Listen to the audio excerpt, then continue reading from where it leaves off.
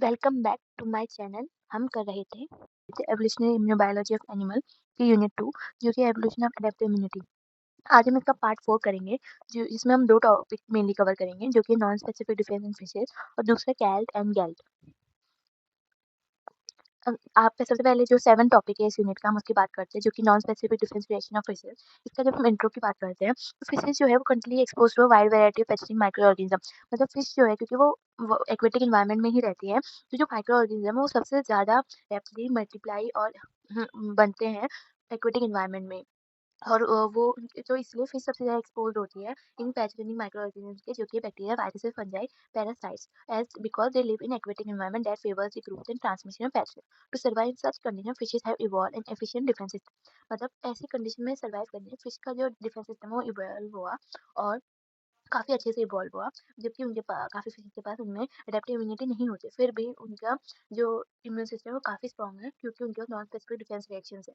तो इसमें जो इम्यून सिस्टम जो है फिश का जो 2 मेनली पार्ट में डिवाइडेड है, जिसमें सबसे पहले आता है नॉन स्पेसिफिक यानी इन्नेट डिफेंस सिस्टम और दूसरा जो है वो स्पेसिफिक यानी एडेप्टिव डिफेंस सिस्टम।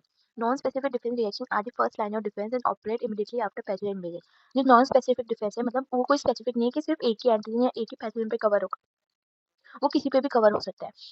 किसी पे भी अटैक कर सकते हैं। तो इसीलिए ये नॉन स्पेसिफिक डिफेंस मैकेनिज्म है, जो कि फर्स्ट लाइन ऑफ डिफेंस यानी सबसे पहले जाके उस पे अटैक करता है और पैथोजन के इन्वेजन को एलिमिनेट कर देता है, उनको डिस्ट्रॉय कर देता है वहीं पे, जैसे ही वो एंटर करने की कोशिश करते हैं। This mechanism do not depend on prior exposure. मतलब ये मैकेनिज्म जो है, वो थोड़े से एक्सपोज़र पे डिपेंड नहीं करता है और ना ही इम्यूनोलॉजिकल मेमोरी शो करता है। ये एक्ट करता है against a wide range of pathogen in a generalised manner. मतलब ये बहुत ज़्यादा वाइड रेंज ऑफ पैथोजन पे एक्ट करता है, एक जनरलाइज्ड मैनर में। तो अगर हम कैरेक्टरिस्टिक की बात करें इस नॉन स्पेसिफिक डिफेंस की, तो ये बर्थ से ही प्रेजेंट होता है फिशेज़ में। ये रैपिड रिस्पॉन्स करता है, नॉन एंटीजन स्पेसिफिक। मतलब ये सिर्फ एक ही एंटीजन पे ही नहीं रिस्पॉन्स करता है, ये किसी भी एंटीजन पे रिस्पॉन्स कर देता है, इसलिए ये नॉन स्पेसिफिक है। नो इम्यूनोलॉजिकल मेमोरी, मतलब कोई इम्यूनोलॉजिकल मेमोरी नहीं प्रेजेंट होती है। Act as the first barrier against pathogen. मतलब सबसे पहले ये पैथोजन के अगेंस्ट, कोई भी इन्फेक्शन के अगेंस्ट बैरियर बनता है। उसके बाद है ये फंक्शन इंडिपेंडेंटली ऑफ एंटीबॉडीज। इसमें एंटीबॉडीज नहीं बनती है, तो इंडिपेंडेंटली बिना एंटीबॉडीज के ही फंक्शन करता है। अगर हम कंपोनेंट की बात करें नॉन स्पेसिफिक डिफरेंस रिएक्शन की, तो non specific difference reaction fishes can be divided into following major categories. मतलब ये जो 6 टाइप्स के कंपोनेंट है, ये इसके सबसे मेजर कैटेगरीज है और यही इसको डिफेंस प्रोवाइड करती है अगेंस्ट पैथोजन। जो सबसे पहले आता है वो है फिजिकल एंड मैकेनिकल बैरियर, दूसरा जो है वो है केमिकल बैरियर, थर्ड जो है वो सेलुलर डिफेंस मैकेनिज्म, फोर्थ है ह्यूमरल डिफेंस फैक्टर्स, फिफ्थ है इन्फ्लेमेटरी रिस्पॉन्स एंड सिक्स्थ है फिजियोलॉजिकल डिफेंस रिएक्शन। जो ये नॉन स्पेसिफिक डिफेंस है, इसके सबसे पहले फैक्टर के बारे में यानी जो है फिजिकल एंड मैकेनिकल बैरियर। इस फिजिकल और मैकेनिकल बैरियर में सबसे पहले आती है स्किन। फिश की स्किन, फिश की जो स्किन है वो एक्ट करती है primary physical barrier against pathogen. मतलब सबसे पहले ये फिजिकल बैरियर का काम करती है against the pathogen. It is covered with mucus secreted by mucus gland. मतलब ये म्यूकस से कवर्ड होती है इसकी जो स्किन है, जो कि सिक्रीट करती है म्यूकस ग्लैंड। और the epidermis is composed of living cell. जो स्किन का जो एपिडर्मिस है, सबसे ऊपर वाली लेयर, वो कंपोज करती है लिविंग सेल को। मैमल्स में भी ऐसे ही होता है, विच इनहेंस रीजनरेटिव एबिलिटी। मतलब जो इनहेंस करती है दोबारा जनरेटिव एबिलिटी की। 4 पॉइंट की बात करते हैं तो ये है डैमेज टू स्किन। मतलब जब भी स्किन को डैमेज होगा तब तब जो फिश में इन्फेक्शन के चांसेस है, पैथोजन इन्वेजन के चांसेस है, वो बढ़ जाते हैं। दूसरा जब हम बात करते हैं म्यूकस लेयर की, म्यूकस लेयर जो है वो सबसे प्रोटेक्टिव कोटिंग होती है फिश की बॉडी सरफेस पे। ये ट्रैप करती है माइक्रो ऑर्गेनिज्म को और प्रिवेंट करती है उनके इन्वेजन को और उनके अटैचमेंट को। म्यूकस जो है वो कंटेन करते हैं antimicrobial substances such as lysozyme, proteases, lectins और एंटी माइक्रोबियल पेप्टाइड्स। थर्ड जब हम बात करते हैं गिल्स की, गिल्स जो है वो डेलिकेट होते हैं और वो कॉन्स्टेंटली एक्सपोज होते हैं वाटर बॉर्न पैथोजन के। यानी गिल्स जो है वो हेल्प करते हैं फिश को इनटेक ऑफ ऑक्सीजन और रिलीज ऑफ CO2 में। तो जब गिल्स मतलब सबसे ज़्यादा पानी के करीब होते हैं क्योंकि उसमें लगातार रेस्पिरेशन का प्रोसेस चलता रहता है, तो इसलिए उसमें सबसे ज़्यादा चांसेस होते हैं उससे कि पैथोजन इन्वेजन हो गिल से। तो गिल्स के पास की जो एपिथेलियम है, गिल्स के जो एपिथेलियम है वो प्रोड्यूस करती है म्यूकस को और एंटी माइक्रोबियल कंपाउंड्स को, और ये स्पेशलाइज होते हैं इम्यून सेल से जो कि प्रेजेंट होते हैं गिल के टिश्यू में। जब हम सेकंड बैरियर की बात करते हैं, सेकंड बैरियर जो है वो है केमिकल बैरियर। इसमें सबसे पहला जो आता है वो है लाइसोजाइम। लाइसोजाइम यानी लाइसोजाइम जो है वो वाइडली प्रेजेंट होते हैं फिश के म्यूकस में और सीरम में, किडनी में और स्प्लीन में। और लाइसोजाइम जो है वो हेल्प करता है breakdown of peptidoglycan layer of bacteria cell wall. मतलब जो ग्राम पॉजिटिव बैक्टीरिया मेनली, उसके पास जो बैक्टीरिया सेल होती है वो पेप्टाइडोग्लाइकन की बनी हुई रहती है। तो लाइसोजाइम के पास एबिलिटी होती है कि ये उस पेप्टाइडोग्लाइकन को ब्रेक कर सके। तो इसलिए जब जो लाइसोजाइम एक एंटीमाइक्रोबियल एंटीबैक्टीरिया एजेंट की तरह भी काम कर रहा है, क्योंकि वो बैक्टीरिया सेल वॉल को ब्रेक कर देता है। और ब्रेक करने के बाद बैक्टीरिया की जब सेल वॉल ही ब्रेक करी, तो ईज़िली उस पे अटैक करके उसको एलिमिनेट किया जा सकता है। दूसरा, जब हम बात करते हैं एंटी माइक्रोबियल पेप्टाइड्स की यानी एएमपीज़ की, तो स्मॉल पॉजिटिवली चार्ज पेप्टाइड्स होते हैं जो कि डिसरप्ट करते हैं माइक्रोबियल सेल मेम्ब्रेन को। तो जो माइक्रोब्स की सेल मेम्ब्रेन होती है उसको डिसरप्ट कर देते हैं। और इसका एग्जांपल है पिसिडिन्स, डिफेंसिन और कैथिलिसिडेन्स। और जो तीसरा जो है वो प्रोटीलाइटिक एंजाइम्स होते हैं जो कि डाइजेस्ट करते हैं प्रोटीन को ऑफ इन्वेडिंग पैथोजन। मतलब जो पैथोजन आ रहा है उसकी जो भी प्रोटीन है उसको डाइजेस्ट कर देते हैं। ये प्रेजेंट होता है म्यूकस और सीरम में। तो जैसे ही वो उसको प्रोटीन को ही डाइजेस्ट कर देंगे, तो वो उससे फाइट कर वो कमजोर पड़ जाएगा वो पैथोजन, और उससे फाइट करके उसको एलिमिनेट कर देंगे। और नॉन स्पेसिफिक डिफेंस की बात करते हैं, तो उसमें आता है सेलुलर डिफेंस मैकेनिज्म। ये सेलुलर डिफेंस मैकेनिज्म है, ये इंपॉर्टेंट रोल प्ले करता है इनेट इम्यूनिटी ऑफ फिशेज में।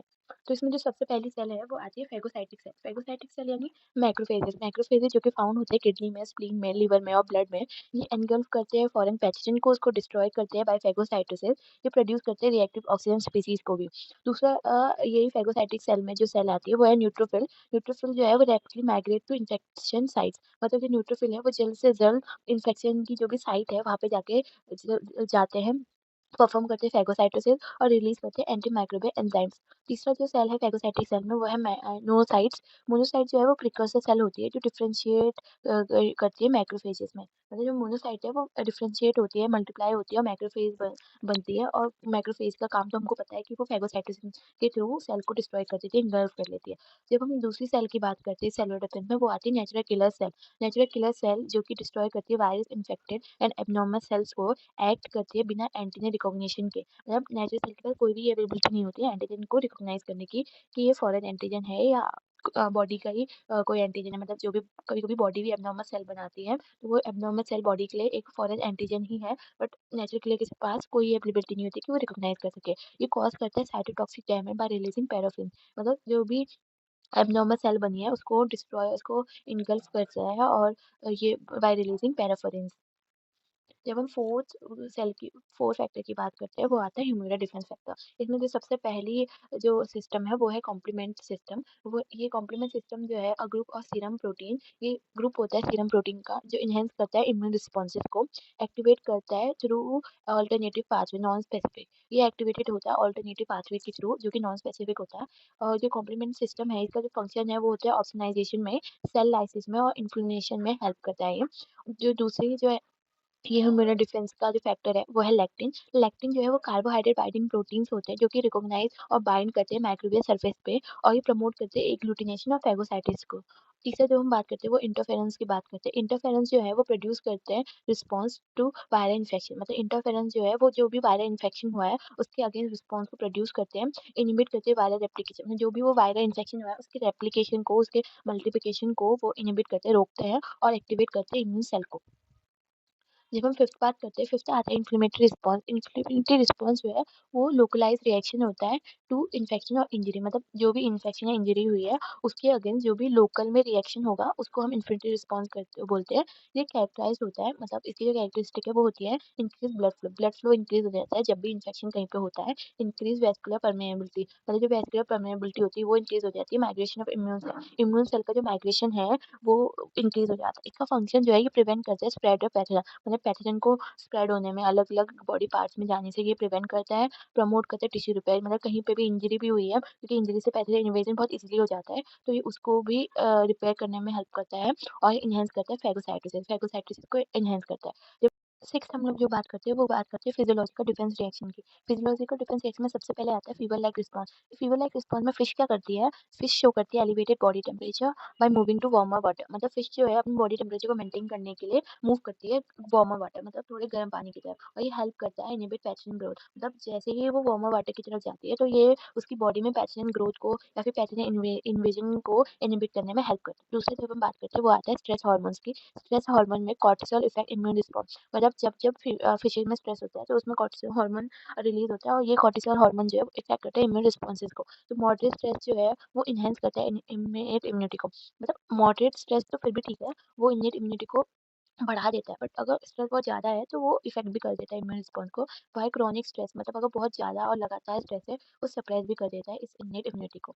जब हम रोल की बात करें किडनी की नॉन स्पेसिफिक डिफेंस में, तो किडनी सबसे इंपॉर्टेंट रोल प्ले करती है नॉन स्पेसिफिक डिफेंस में। इसमें सबसे पहले आती है हेड किडनी जिसको हम बोलते हैं प्रोनेफ्रॉन, जो कि मेजर इम्यून ऑर्गन है फिशेज़ का। ये प्रोड्यूस करती है इम्यून सेल को, और ये साइट होती है फैगोसाइटिस की। मतलब फैगोसाइटोसिस जो है वो यही जो सेल है वो यहीं बनते हैं, ये उसकी साइट होती है, और एंटीजन प्रोसेसिंग में भी ये हेल्प करता है। जब हम इम्पोर्टेंस की बात करें, क्या इम्पोर्टेंस है इस नॉन स्पेसिफिक डिफेंस की फिश में, तो ये हेल्प करता है फिश के सर्वाइवल में इन पैथोजन रिच एक्वेटिक एनवायरनमेंट में। मतलब जो भी वो पैथोजन रिच एक्वेटिक एनवायरनमेंट है, उसमें फिश के सर्वाइवल को हेल्प करता है। प्रोवाइड करता है immediate protection before adaptive immunity is activated. मतलब ये प्रोवाइड करता है एकदम से इमीडिएट रिस्पॉन्स, एकदम से जैसे पैथोजन इन्वेजन है, जैसे पैथोजन बॉडी के अंदर आया, एकदम से प्रोटेक्शन देती है जब तक कि एडेप्टिव इम्यूनिटी एक्टिवेट नहीं हो जाती। ये मेजर रोल प्ले करती है डिजीज रेजिस्टेंस इन एक्वाकल्चर। मतलब जो लोग भी एक्वाकल्चर करते हैं, ये जो नॉन स्पेसिफिक डिफेंस है, ये मेजर रोल प्ले करती है डिजीज रेजिस्टेंस, मतलब डिजीज को होने से रोकती है।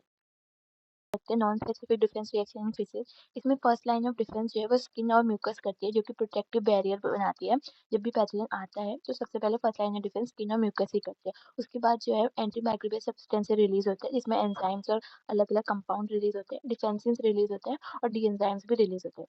उसके बाद जैसे ही पैथोजन इस अगर लेयर बाई चांस इस लेयर से भी अंदर आ गया बॉडी में, तो सेकेंड लाइन ऑफ डिफेंस होते हैं। सेकेंड लाइन ऑफ डिफेंस में सबसे पहले इन्फ्लेमेटरी रिस्पॉन्स शो करती है फिर, जिसमें फिश में स्वेलिंग आ जाती है और रेडनेस आ जाती है। दूसरा जो है वो फैगोसाइटोसिस शो करती है, जिसमें इम्यून सेल जो है वो अटैक करती है उस एक पैथोजन पे। थर्ड जो है वो नेचुरल किलर सेल होते हैं, जो कि डिस्ट्रॉय करती है इन्फेक्टेड सेल को। फोर्थ जो है वो कॉम्प्लीमेंट सिस्टम होता है, जो अटैक करता है पैथोजन को, और यही इम्यूनोलॉजिकल मेमोरी में हेल्प करती है और पैथोजन के एलिमिनेशन में हेल्प करती है। आठवें टॉपिक की बात करते हैं, जो कि है पेरिफेरल लिम्फोइड ऑर्गन, जो कि है कैल्ट और गैल्ट।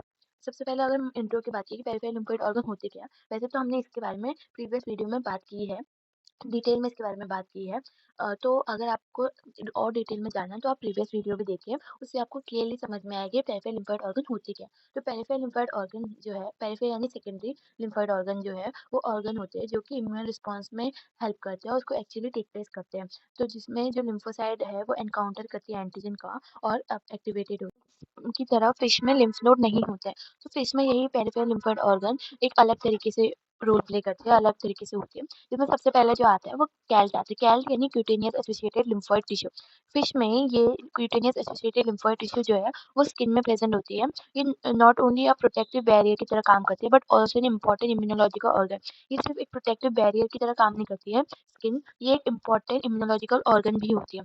कुछ फिशेज में जो कि लिव करती है पैथोजन रिच एक्वेटिक एनवायरनमेंट में, इनमें जो स्किन है वो रिमेन कांस्टेंट होती है, कनेक्ट होती है माइक्रो ऑर्गेनिज्म से। To encounter this fishes possess a specialised peripheral lymphoid organ known as cutaneous associated lymphoid tissue. मतलब कुछ फिशेज जो है वो बहुत ज़्यादा पैथोजन रिच एक्वेटिक एनवायरनमेंट में प्रेजेंट होती है, तो उनसे बचने के लिए, उनसे उनकी बॉडी को प्रोटेक्ट करने के लिए उनकी बॉडी में कैल्ट यानी cutaneous associated lymphoid tissue present होता है, जो कि उनके इम्यून सिस्टम में उनके इम्यून रिस्पॉन्स में हेल्प करता है। कैल जो है वो पार्ट है mucus associated lymphoid tissue melt का, मैल सिस्टम का, जो कि इम्पोर्टेंट रोल प्ले करता है लोकल, नॉन स्पेसिफिक या फिर स्पेसिफिक इम्यून रिस्पॉन्सेज में एट स्किन सरफेस में। मतलब जो कैल जो है वो मैल्ट का पार्ट है, मैल जो सिस्टम है उसका पार्ट है। मैल्ट के अंदर ही ये सब आते हैं, हम कैल्ट कैल और दो और है जिसके बारे में हम कल बात करेंगे अगली वीडियो में। जो कैल्ट है भी इम्पोर्टेंट रोल प्ले करता है लोकल में और नॉन स्पेसिफिक या स्पेसिफिक इम्यून रिस्पॉन्स में। मतलब जो भी स्पेसिफिक या नॉन स्पेसिफिक इम्यून रिस्पॉन्स है उसमें हेल्प करता है स्किन सरफेस पे। जो कैल जो है वो रिफर करता है organise and diffuse lymphoid tissue. ये एक ऑर्गेनाइज और डिफ्यूज लिम्फोइड टिश्यू है, जो कि एसोसिएट करता है स्किन में और एपिडर्मिस ऑफ फिशेज में, जो कि प्रेजेंट होता है स्किन में और एपिडर्मिस में फिशेज के, और ये पार्टिसिपेट करता है इम्यून सर्विलेंस में। एंटीजन रिकॉग्निशन में भी ये हेल्प करता है और डिफेंस अगेंस्ट पैथोजन में भी ये हेल्प करता है। अकरेंस एंड डिस्टर्बेंस की, तो कहाँ-कहाँ ये कैल अकर होता है और कहाँ-कहाँ ये डिस्ट्रीब्यूट होता है। तो ये कैल जो है वो फाउंड होता है एपिडर्मिस में, डर्मिस में और स्केल्स में। ये मोर डेवलप होता है टीलियोड स्पीशीज में और स्केलियस स्पीशीज में। क्योंकि स्केललेस स्पीशीज में स्केल्स नहीं होते, तो उनके बॉडी पे कोई भी प्रोटेक्टिव स्ट्रॉन्ग कवरिंग नहीं होती है, तो कैल उसमें सबसे ज़्यादा हेल्प करते हैं। ये हाईली कंसंट्रेट होता है अराउंड लेटरल लाइन में, ये हाईली कंसंट्रेट होता है। फिन बेसिस में ये हाईली कंसंट्रेट होता है और हेड रीजन में भी ये हाईली कंसंट्रेट होता है। आगे जब हम इसकी स्ट्रक्चर ऑर्गेनाइजेशन की बात करें, कैल जो है वो फिशेज़ में डिफ्यूज़ होता है और नॉन कैप्सुलेटेड होता है, unlike lymph node of mammal. मतलब जैसे मैमल के जो लिम्फ नोड होते हैं, वैसे फिश में जो कैल्ट है वो डिफ्यूज़ होता है और नॉन कैप्सुलेटेड होता है। इसकी जो कैल की सबसे पहली जो लेयर है वो है एपिडर्मल लेयर, जो कि लिविंग सेल जिसमें प्रेज़ेंट होते हैं। ये कंटेन करते हैं लिम्फोसाइट्स को, मैक्रोफेजेस को और ग्रैन्युलोसाइट्स को, और ये कवर्ड होता है म्यूकस कंटेनिंग इम्यून मॉलिक्यूल्स से। दूसरा जब हम बात करते हैं वो होती है डर्मल लेयर। डर्मल लेयर में जो है वो ब्लड वेसल प्रेज़ेंट होता है और कनेक्टिव टिश्यू भी प्रेज़ेंट होता है। और ये डर्मल लेयर जो है ये हाउस होती है इम्यून सेल की, और ये माइग्रेट करती है माइग्रेशन में हेल्प करती है इम्यून सेल की इन्फ्लेमेशन के टाइम। मतलब जब भी फॉरेन पैथोजन आता है और जब भी किसी भी साइट पे इन्फ्लेमेशन होती है, तो ये जो डर्मल लेयर है ये हेल्प करती है इम्यून सेल के माइग्रेशन में। जब हम बात करते हैं सेलुलर कंपोनेंट ऑफ कैल की, तो इसमें सबसे पहले सेलुलर कंपोनेंट सबसे पहले आता है लिम्फोसाइट्स। लिम्फोसाइट यानी टी और बी से, टी लाइक लिम्फोसाइट और be like lymphocytes. T like lymphocyte जो है वो सेल मीडिएटेड इम्यूनिटी प्रोवाइड करते हैं, ये हेल्प करते हैं साइटोटॉक्सिक एक्टिविटी में। ये सब जो है टी और बी लिम्फोसाइट्स ह्यूमंस में, वर्टिब्रेट्स में यानी, और इनवर्टिब्रेट्स में कैसी होती है, इसके बारे में डिटेल में पहले की वीडियोस में दिया गया है। अगर आपको इसके बारे में फुल डिटेल चाहिए तो आप पहले की वीडियोस देख लेना। तो जब हम बी लिम्फोसाइट्स की बात करते हैं, ये प्रोड्यूस करते हैं इम्यूनोग्लोबुलिन्स, जो कि है आईजीएम, आईजीटी और आईजीजेड। दूसरा जो सेल है वो है मैक्रोफेजेस। मैक्रोफेज यानी फेगोसाइटिक सेल, जो कैप्चर करती है, प्रोसेस करती है एंटीजन को और रिलीज करती है साइटोकाइंस को और एलिमिनेट करती है एंटीजन को। इनको इंगल्फ करती है। जब हम तीसरा जो है ग्रेनुलोसाइट्स की बात करें, ग्रेनुलोसाइट में दो मेनली सेल की बात होती है, वो है न्यूट्रोफिल और इसिनोफिल, क्योंकि ये इन दोनों सेल्स में ही ग्रेन्यूल्स प्रेजेंट होते हैं। ये इन्वॉल्व करते हैं इन्फ्लेमेटरी रिएक्शन, मतलब जो भी फिश की बॉडी में इन्फ्लेमेटरी रिएक्शन होती है, ये उसमें इन्वॉल्व होते हैं, और ये किल करते हैं पैथोजन को using enzymes and ROS reaction oxygen species के यूज़ से पैथोजन को किल कर देते हैं। जब हम फोर्थ सेल जो है वो आती है, डेंड्रिटिक लाइक सेल्स आती है। ये इनमें के पास जो है वो एंटीजन प्रेजेंटिंग सेल्स होता है, जो कि एंटीजन को प्रेजेंट करता है सेल में, और ये ट्रांसपोर्ट करता है एंटीजन को टू इम्यून साइट। मतलब जितनी भी इम्यून साइट्स है, ये जो डेंड्रिटिक सेल है ये उनको ले जाके इम्यून साइट पे माइग्रेट करवाते हैं। जब हम कंपोनेंट की बात करें, तो ह्यूमरल कंपोनेंट एसोसिएटेड विद कैल, मतलब कौन-कौन से ह्यूमरल कंपोनेंट है जो कैल के साथ जुड़े हुए हैं। तो इसमें जो ह्यूमरल कंपोनेंट में सबसे पहले जो ह्यूमरल कंपोनेंट है वो आता है इम्यूनोग्लोबुलिन। इम्यूनोग्लोबुलिन यानी आईजीटी और आईजीजेड। इसमें जो है ये डोमिनेंट म्यूकोसा एंटीबॉडी होती है। आईजीएम जो है वो सिस्टमैटिक प्रोटेक्शन प्रोवाइड करती है फिशेज को, और ये सब सिक्रेटेड होता है स्किन के म्यूकस में। दूसरा जो ह्यूमरल कंपोनेंट है वो एंटी माइक्रोबियल सब्सटेंसेस है। ये एंटी माइक्रोबियल सब्सटेंस जो है वो, जैसे कि लाइसोजाइम आ गया इसके अंदर, कॉम्प्लीमेंट प्रोटीन आ गया इसके अंदर, लैक्टिन आ गया इसके अंदर, और एंटी माइक्रोबियल पेप्टाइड्स आ गए इसके अंदर, जिसको हम पाइसिडिन्स भी बोलते हैं। अगर हम फंक्शंस की बात करें कैल की, मतलब कैल का क्या फंक्शन है फिशेज में, तो ये फर्स्ट इम्यूनोलॉजिकल बैरियर में हेल्प करती है, प्रिवेंट करती है attachment and penetration of pathogen, मतलब पैथोजन के अटैचमेंट को और उसके मल्टीप्लिकेशन को ये प्रिवेंट करती है। इनिशिएट करती है लोकल इम्यून रिस्पॉन्स, जो भी लोकल इम्यून रिस्पॉन्स जो है उसको इनिशिएट करती है, उसको हेल्प करती है कि वो सबसे पहले जाके हो, सपोर्ट करती है बाउंड हीलिंग में, जो भी चोट लगी है उसकी हीलिंग में सपोर्ट करती है, प्रोड्यूस करती है म्यूकोसल एंटीबॉडीज, और play a role in vaccine response. Vaccine response में भी इसका इंपॉर्टेंट रोल प्ले होता है, इमर्सन वैक्सीन की अगर हम बात करें तो।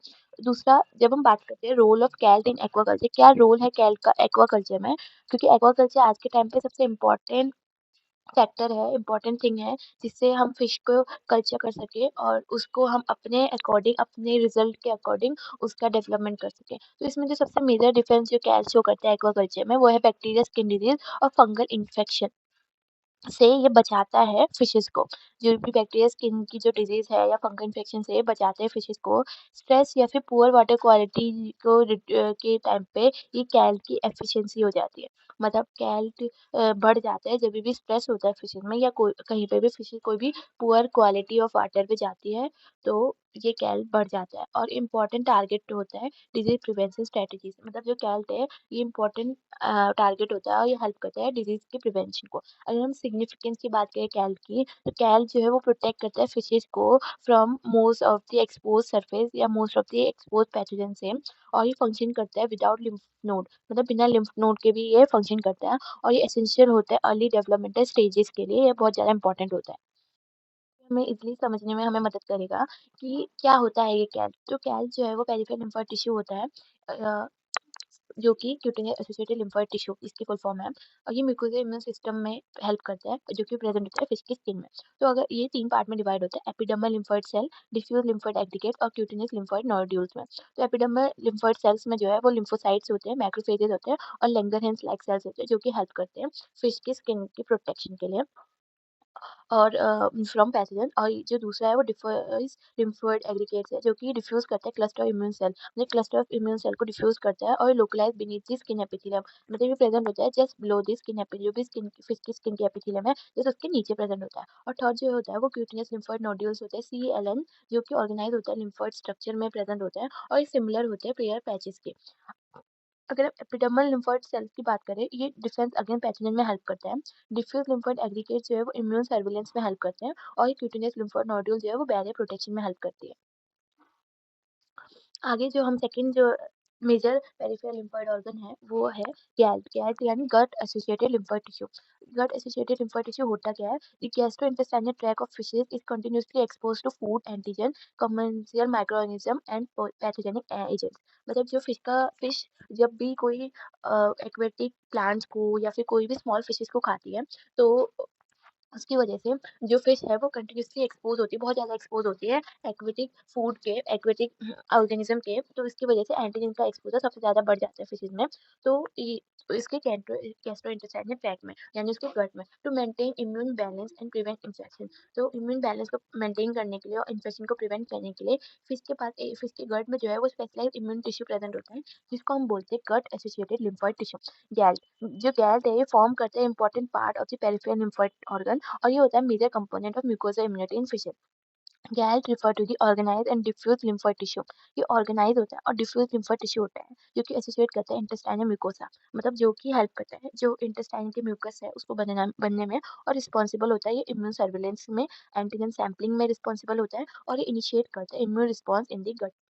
जब हम इसके लोकेशन और डिस्ट्रीब्यूशन की बात करें कि गैल कहाँ-कहाँ लोकेट होता है और कहाँ-कहाँ ये डिस्ट्रीब्यूट होता है, तो गैल जो है वो फाउंड होता है मेनली इंटेस्टाइनल एपिथेलियम में और लेमिना प्रोपिलियम में, और ये हाईली डेवलप होता है पोस्टीरियर इंटेस्टाइन में। जो इसकी डिस्ट्रीब्यूशन है या फिर ये कहाँ प्रेजेंट होती है, तो ये प्रेजेंट होती है डिफ्यूज लिम्फोइड सेल्स में और ये एग्रीगेट होती है लिम्फोइड एरिया में, मतलब ये लिम्फोइड एरिया में प्रेजेंट होती है, वहीं पे इकट्ठा होती है और ये डिफ्यूज लिम्फोइड सेल में होती है। और अगर आगे जब हम इसके स्ट्रक्चर ऑर्गेनाइजेशन की बात करें, तो मेमल्स की तरह फिश में पेरियर पैचेस नहीं प्रेजेंट होते हैं, बट इसके पास डिफ्यूज गैल्ट होता है। इसका सबसे पहला जो ऑर्गेनाइजेशन है जो इसका स्ट्रक्चर में आता है वो आता है इंटेस्टाइनल एपिथेलियम। जो इंटेस्टाइनल एपिथेलियम है ये कंटेन करता है इंट्रा एपिथेलियम लिम्फोसाइट यानी IEL और गॉबलेट सेल सिक्रेटिंग म्यूकस। मतलब इंटेस्टाइनल एपिथेलियम के पास दो सबसे इंपॉर्टेंट चीजें होती है, जो कि होता है इंट्रा एपिथेलियल लिम्फोसाइट, मतलब इंट्रा यानी अंदर की साइड, यानी जो एपिथेलियम के अंदर की साइड वाली लेयर है वहाँ पे लिम्फोसाइट प्रेजेंट होते हैं, और गॉबलेट सेल जो है वो सिक्रीट करते हैं म्यूकस को, और ये एक्ट करता है फिजिकल और इम्यूनोलॉजिकल बैरियर में। दूसरा जो है वो लेमिना प्रोपिलेरा होता है। ये लेमिना प्रोपिलेरा जो है वो रिच करता है इम्यून सेल को, मतलब ये इनके पास जो है इम्यून सेल सबसे ज़्यादा प्रेजेंट होते हैं और ये कंटेन करता है ब्लड वेसल और लिम्फेटिक्स में।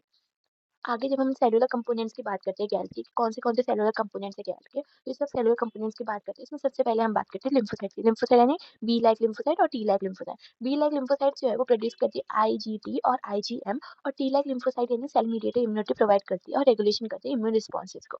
दूसरा जो बात करते हैं सेल की, तो सेल में जो दूसरी सेल आती है वो आती है मैक्रोफेजेस। मैक्रोफेजेस जो कि फेगोसाइटोसिस में हेल्प करती है, पैथोजन के को इनगल्फ करती है और उसको एलिमिनेट कर देती है। एंटीजन प्रोसेसिंग और एंटीजन प्रेजेंटेशन में भी ये हेल्प करती है। तीसरी जो सेल आती है वो ग्रेन्युलोसाइट सेल आती है, जो कि न्यूट्रोफिल और इसिनोफिल सेल होती है, ये इन्फ्लेमेटरी डिफेंस में हेल्प करती है। फोर्थ जो सेल आती है वो एंटीजन प्रेजेंटिंग सेल होती है, जो कि कैप्चर करती है लुमिनल एंटीजन को और एक्टिवेट करती है लिम्फोसाइट्स को। अगर ह्यूमरल फैक्टर की बात करें गैल्ट की, कौन-कौन से ह्यूमरल फैक्टर है जो कि गैल्ट में इन्वॉल्व होते हैं, तो उसमें सबसे पहला जो ह्यूमरल फैक्टर आता है वो आते हैं इम्यूनोग्लोबुलिन्स। इम्यूनोग्लोबुलिन्स यानी IgT और IgZ, जो कि डोमिनेंट एंटीबॉडी होते हैं गट म्यूकोसा में, और IgM जो है वो सिस्टमैटिक इम्यून रिस्पॉन्स शो करती है फिशेज में। दूसरा जो है वो आता है anti microbial molecule. Anti microbial molecule जो कि कंटेन करते हैं लाइसोजाइम, कॉम्प्लीमेंट, लैक्टिन और एंटी माइक्रोबियल पेप्टाइड। अगर हम फंक्शंस की बात करें गैल की, कौन-कौन से फंक्शंस होते हैं गैल के, तो गैल जो है वो immunosurveillance of gut content, मतलब ये इम्यून रिस्पॉन्स शो करता है गट को प्रोटेक्ट करता है from pathogen, differentiate between harmful and harmless antigen. ये गैट में सबसे इंपॉर्टेंट फैक्टर यही होता है कि डिफरेंशिएट कर देता है कि कौन सा एंटीजन उसके लिए हार्मफुल है और कौन सा उसके लिए हार्मफुल नहीं है। तीसरा जो है वो है प्रोडक्शन ऑफ म्यूकोसल एंटीबॉडी। ये जो है वो प्रोडक्शन करता है म्यूकोसल एंटीबॉडीज का, प्रिवेंट करता है पैथोजन कोलोनाइजेशन का, मतलब पैथोजन की कॉलोनी बनने से ये प्रिवेंट करता है, मेंटेन करता है गट माइक्रोबायोटा बैलेंस को मेंटेन करता है और ओरल वैक्सीन रिस्पॉन्स भी ये प्रोवाइड करता है। रोल की बात करें गैल्ट की न्यूट्रिशन और इम्यूनिटी में, तो जो गैल जो है वो लिंक प्रोवाइड करता है न्यूट्रिशन और इम्यूनिटी के बीच। प्रोबायोटिक इनहेंस गैल्ट एक्टिविटी, मतलब जभी भी फिश कोई भी फूड खाती है और उसमें प्रोबायोटिक्स प्रेजेंट होते हैं, तो जो ये प्रोबायोटिक है ये गैल की जो एक्टिविटी है उसको बढ़ा देता है। मेल न्यूट्रिशन वीकन गट इम्यूनिटी, मतलब जो मेल न्यूट्रिशन है, मतलब अगर कोई भी फिश है उसको अगर प्रॉपर न्यूट्रिशन नहीं मिल रहा है तो वो उसकी गट की इम्यूनिटी को वीक कर देती है। और अगर इम्पोर्टेंट की बात करें गैल की एक्वाकल्चर में, जो प्रोटेक्ट करता है फिशेस को अगेंस्ट एंट्रिक डिजीज, बहुत सारी डिजीज से प्रोटेक्ट करता है, इंपॉर्टेंट होता है ओरल वैक्सीनेशन के लिए। और इस जो स्ट्रेस है वो इफेक्ट करता है गट की इम्यूनिटी को।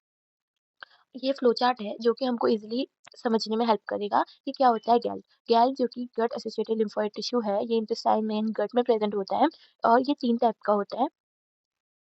3 टाइप का होता है जिसमें आता है डिफ्यूज लिम्फोइड एरिया, और ये एपिथेलियम के जस्ट अंदर वाला एरिया, और तीसरा जो है वो intestinal lymphoid nodule, LLN. Diffuse lymphoid area जो है वो डिफ्यूज करता है क्लस्टर इम्यून सेल, मतलब क्लस्टर इम्यून सेल को डिफ्यूज करता है, बनाता है और उसको माइग्रेट करने में हेल्प करता है। ये जो भी इंटेस्टाइनल म्यूकोसा है उसके आसपास ही ये डिस्ट्रीब्यूटेड होता है और डिफरेंट सर्टेन पैथोजन में हेल्प करता है। और जो गैल्ट है वो जस्ट एपिथेलियम के नीचे वाली लेयर में जितने भी गैल्स प्रेजेंट होते हैं गट में, वो हेल्प करते हैं इम्यून सर्विलेंस में। और इंटेस्टाइनल लिम्फोइड नोड्यूल जो है वो ऑर्गेनाइज करता है लिम्फोइड स्ट्रक्चर, मतलब जो भी लिम्फोइड स्ट्रक्चर है उसको ऑर्गेनाइज करने में हेल्प करता है। और ये सिमिलर है प्रिया पैचेस के, जो कि बैरियर प्रोटेक्शन में हेल्प करता है। अगर हम गैल्ट और कैल्ट दोनों को देखें तो दोनों की अपनी खासियत है और दोनों के अपने रोल हैं। जो गैल्ट जो है वो प्रेजेंट होता है इंटेस्टाइन में, और कैल्ट जो है प्रेजेंट होता है स्किन और गिल्स में, एपिडर्मिस और गिल लैमेला में प्रेजेंट होता है। गैल्ट जो है वो इंटेस्टाइनल म्यूकोसा या फिर प्रियर पैचेस में प्रेजेंट होता है। प्रियर पैचेस में मोस्टली हायर फिशेज में और हायर वर्टिब्रेट्स में प्रेजेंट होता है। काफ़ी फिशेज में प्रियर पैचेस नहीं होता। इनके अपने अपने फंक्शन होते हैं, जैसे कि कैल म्यूकस इम्यूनिटी में, पैथोजन डिफेंस में और बाउंड हीलिंग में हेल्प करता है। और ये मेनली 3 सेल की हेल्प से होता है, जो कि टी सेल, बी सेल और मैक्रोफेजेस है। और अगर हम गैल की फंक्शन की बात करें तो गैल का जो फंक्शन है वो है एंटीजन सैंपलिंग में, ओरल टॉलरेंस में और गट इम्यूनिटी में। ये भी 3 सेल को की हेल्प से होता है, जो कि टी सेल है, बी सेल है और प्लाज्मा। थैंक यू पूरी वीडियो देखने के लिए। अगर आपको ऐसी और भी वीडियोस चाहिए इस सब्जेक्ट से रिलेटेड या कोई भी साइंस रिलेटेड सब्जेक्ट से रिलेटेड, तो आप मेरे को कमेंट करिए। मैं कोशिश करूँगी कि उस सब्जेक्ट पे वीडियो बनाने की जो आप चाहते हो। चाहे आप 10th के स्टूडेंट हो या कहीं कोई भी क्लास के स्टूडेंट हो, मैं आपके लिए वो वीडियो बनाने की पूरी-पूरी कोशिश करूँगी।